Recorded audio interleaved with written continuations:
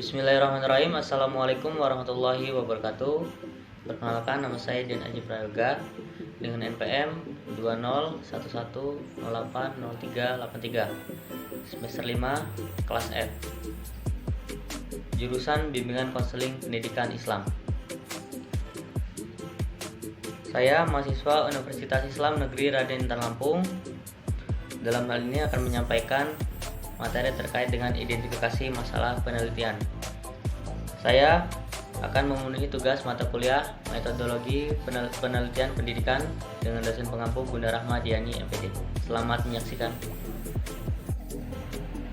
Ya, langsung saja. Di sini ada identifikasi masalah, merupakan langkah awal yang sangat penting dalam proses suatu penelitian. Ketika seorang peneliti menangkap fenomena yang berpotensi untuk diteliti, maka langkah selanjutnya adalah mendesak adanya suatu identifikasi masalah dari suatu fenomena yang tengah diamati tersebut.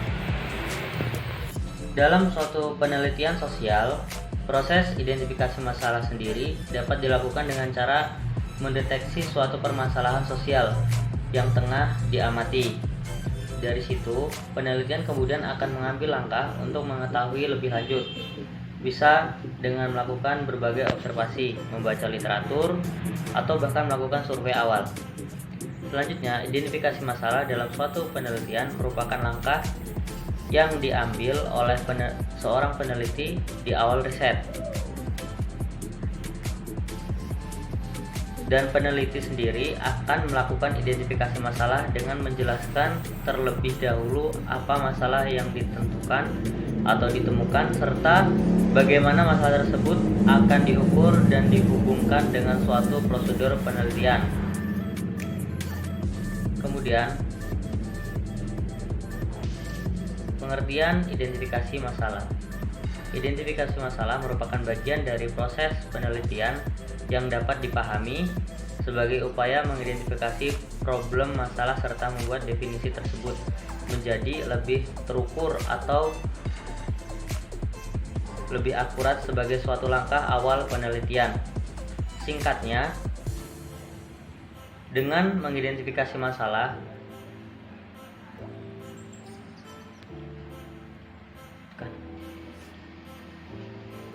kemudian adalah mengidentifikasi masalah penelitian. Sebagai contoh, saat kamu mengamati anak-anak yang sedang bermain pasir di halaman sekolah, ketika mengamati mereka, biasanya akan muncul ide tentang tingkat inteligensi atau akal atau kemampuan berpikir anak yang umumnya berbeda-beda. Dan beberapa anak ini sekilas terlihat lebih cerdas jika dibandingkan dengan anak-anak lainnya. Misalnya saja saat membangun istana pasir. Rasa penasaran yang akan menuju pada keinginan untuk melakukan penelitian tentang tingkat inteligensi anak-anak yang berbeda-beda. Kecerdasan serta kepintaran yang diamati berbeda-beda ini adalah masalah yang ingin diteliti. Proses identifikasi masalah mengenai kecerdasan anak, sebagaimana disampaikan di awal, merupakan suatu proses pendefinisian mengenai bagaimana kecerdasan anak itu sendiri.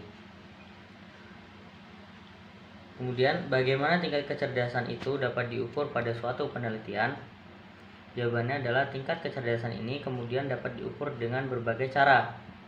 Misalnya, menilai kelancaran berbicara, tes IQ, pola komunikasi dengan anak lain, dan lain sebagainya. Contoh dan penjelasan tentang identifikasi masalah. Setelah masalah penelitian telah diidentifikasi, yaitu diidentifikasi dan dibuat agar dapat diukur. Artinya, penelitian telah cukup dan siap untuk menyusun pertanyaan penelitian serta mengumpulkan berbagai data yang dibutuhkan, juga sebagai rangkaian dari penerapan metode ilmiah. Metode ilmiah ini sendiri dapat diaplikasikan jika problem-problem ini telah diidentifikasi. Langkah-langkah metode ilmiah serta identifikasi masalah adalah membuat pertanyaan penelitian serta membuat rumusan masalah. Singkatnya adalah konsep suatu kecerdasan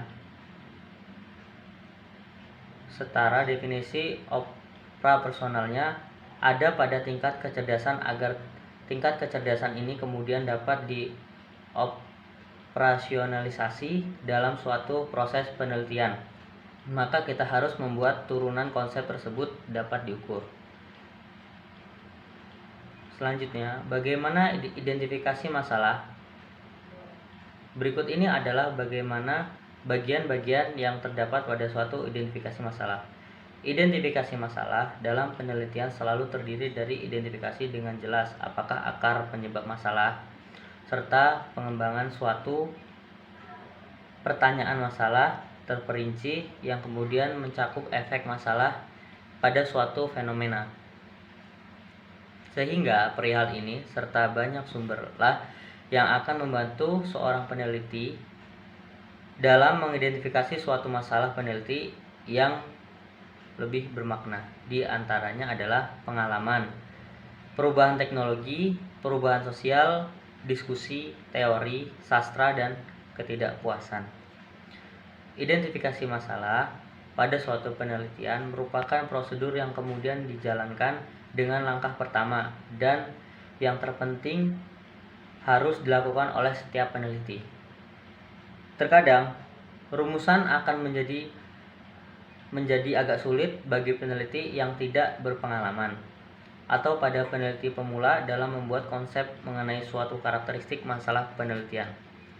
Secara singkat, prosedur yang dapat dilakukan oleh peneliti untuk melakukan identifikasi suatu masalah yaitu mulanya ialah memahami teori, kemudian fakta, serta ide yang diangkat dalam bidang yang telah diteliti. Peneliti juga diharuskan untuk mengetahui penelitian dalam bidang-bidang ini.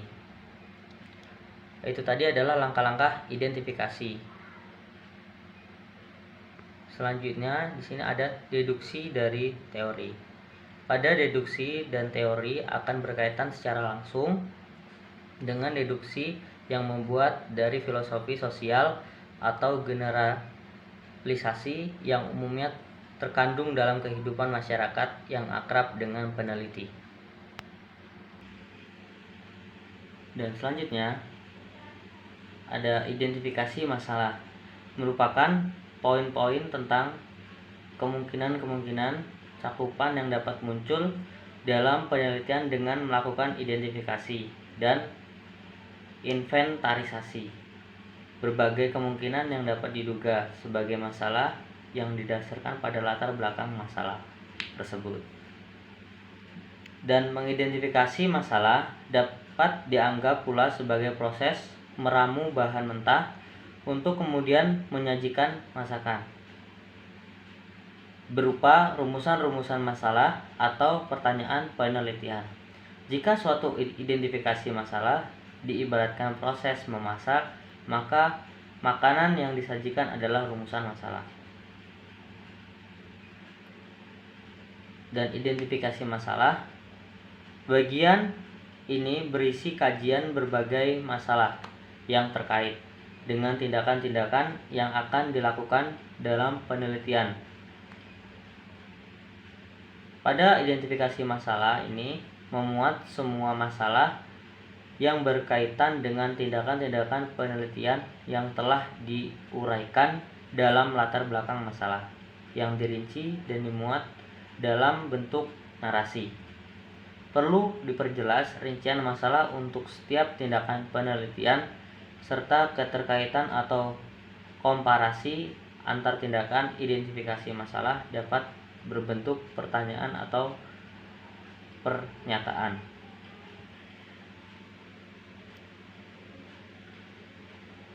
Dan di sini secara umum identifikasi masalah terdiri dari 3 langkah, yaitu menemukan dan masalah yang ada problem, mengidentifikasi sumber permasalahan, root cause, menciptakan kalimat isu, kalimat permasalahan, dan yang menjelaskan permasalahan yang sudah diidentifikasi. Jadi, kesimpulan dari identifikasi masalah ialah suatu tahap permulaan dari penguasaan masalah di mana suatu objek tertentu dalam situasi tertentu dapat kita kenali sebagai suatu masalah.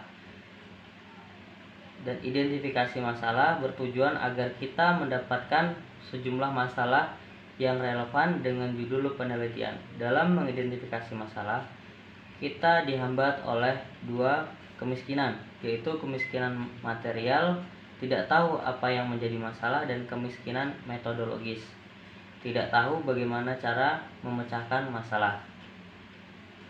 Untuk mengatasi kedua kemiskinan tersebut, maka kita harus menjadi spesialisasi kritis dalam membaca, mendengar, dan berpikir, serta berani mengungkapkan gagasan penelitian mutakhir, baik dalam diskusi maupun tulisan ilmiah. Dan identifikasi masalah tidak boleh tiba-tiba muncul, melainkan didasarkan pada masalah yang sudah tertulis. Sekian penjelasan dari saya terkait dengan identifikasi masalah. Kurang lebihnya saya mohon maaf. Semoga videonya bermanfaat dan berguna. Sekian, saya akhiri. Wassalamualaikum warahmatullahi wabarakatuh.